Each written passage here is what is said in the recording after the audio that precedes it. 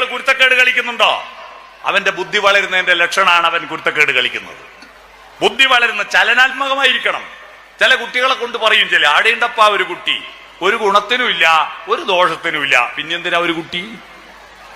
ഒരു ഗുണത്തിനുമില്ല ഒരു ദോഷത്തിനുമില്ല, പിന്നെ ഒരു കുട്ടി വേണോ? ആ കുട്ടി എനർജറ്റിക് ആയിരിക്കണം.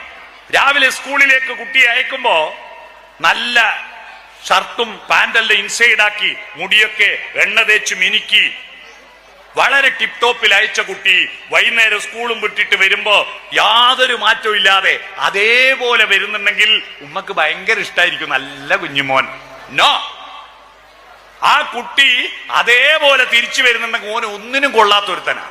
അവന്റെ മുടിയൊക്കെ പാറിപ്പറന്ന് ഷർട്ടും പാന്റൊക്കെ മണ്ണ് പുരണ്ട് ചുളിഞ്ഞു വരുന്നുണ്ടെങ്കിൽ അവൻ എനർജറ്റിക്കായ കുട്ടികൾ വേണം നമുക്ക്. അതിനെന്ത് വേണം? നിങ്ങൾ ആ കുട്ടിയുടെ പേഴ്സണാലിറ്റിയെ വളർത്തണം. അവനൊരു പുതിയത് കണ്ടെത്താൻ കഴിയണം. അവന്റെ ബുദ്ധി വളരണം. ആ ബുദ്ധിയാണ് മുയലിനെ പോലെ കുതിച്ചു പായുന്നത്.